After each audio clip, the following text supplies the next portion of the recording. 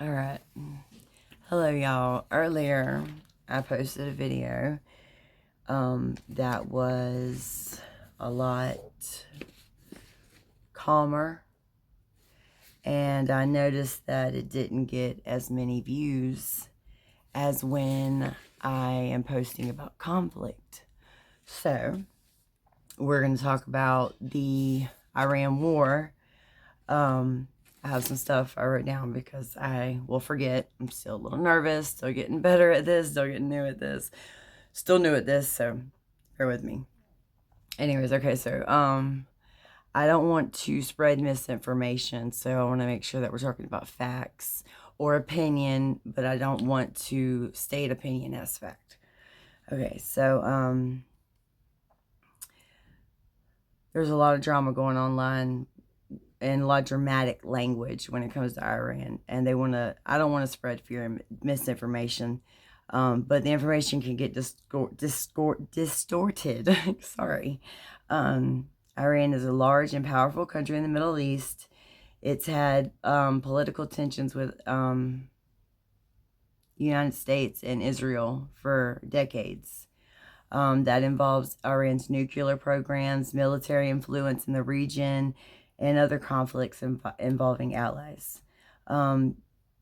You've probably heard the leaders describe the conflict as weak, or the other side is desperate, collapsing, trying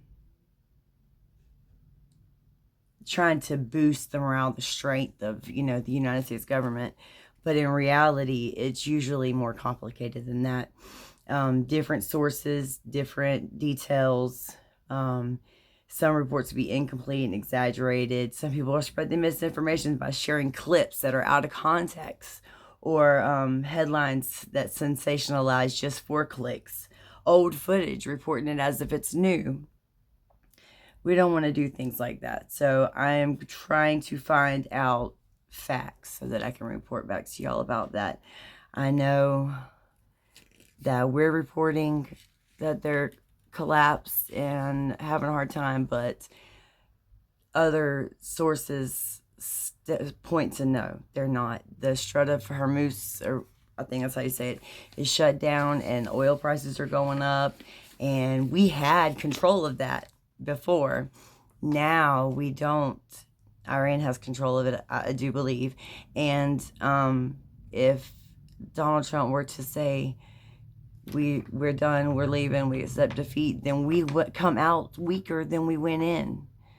So that's not a good look. And then Donald Trump keeps saying that they're defeated and all this, but they're not. So I just don't understand why he, of all people, keeps spreading misinformation. He didn't want to take responsibility for the tomahawk in the girls' school, knowing that we did that. And that's awful. And if it was an accident, it was a mistake, fine, admit that and move on. You don't have to lie about it, or, what he said, when the report comes out, he'll live with whatever that report is. So, yeah, I just don't know, just like you, the truth, but I'm trying to separate. I feel like Trump is definitely doing this to take some notice off of what Epstein and such, but that's not going away. Nobody's going to stop talking about that. The survivors want justice. Everybody wants justice. Like, that ain't going away, bro. So you've started this war with Iran that was senseless, not necessary, in my opinion, at all, and hasn't done nothing but showed how weak our military is and how it cannot handle a 2026 war, because we haven't had a war in decades, and our machinery is costly and big and expensive, and it was just senseless to get us into this war for Israel. That was who wanted this, and that was who pushed this, and Trump admitted so. Jared Kushner is the one that did the final push to get this started, and we all know that he is a Zionist, and he is pushing the Greater Israel Project. That's what they're trying to achieve.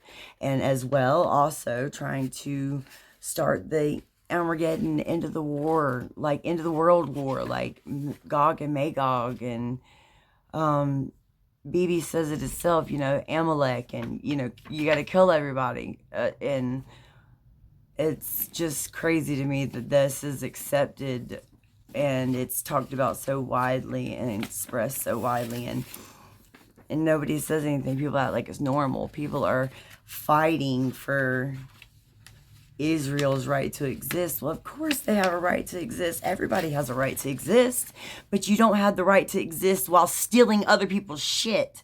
You can't go and hijack somebody else's property. Like, it's just crazy that they think that they're the victims.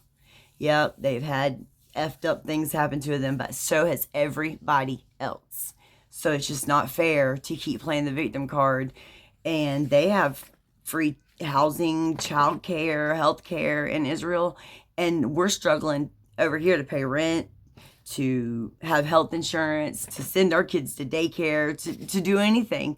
And we're sending them billions of dollars for them to commit a genocide in Gaza. I don't understand it. I know that our government is occupied. It has been invaded by people that are not America first. And I wish there were something that we could do about it. Hopefully there is. Hopefully Thomas Massey stays in, and, maybe Tucker will run for president. But yeah, it's a lot. It's unnecessary. Trump promised no new wars. He promised to get them files out there. So was he lying the whole time and playing us? He was telling the elites behind closed doors, hey bro, I'm gonna go out here and I'm gonna say some shit, but I don't mean it. I don't mean it at all. I'm still in your team. And then he goes out there and tells us, oh, I'm gonna drain the swamp. I got y'all. Knowing the whole time he lying. Or was he for real? He really felt like that. Then he got in office and that money got to talking. Or maybe he was scared for his life. They did, kill Charlie Kirk, in my opinion, because he was stopping that war. So who knows? It could be any of those things. It could be something else. But it's just mind-boggling that this is happening, and so many different reasons for why it happened and what's happening, and he still has not addressed or, said, gave us a good reason why he did exactly what he said he wasn't going to do. He talked so much smack about all them other presidents starting war, calling them names, and, he's big dog, but now he's doing the exact same thing, if not worse. This is crazy. Anyways, let me know your thoughts. Like, subscribe. Thank you. See you next time.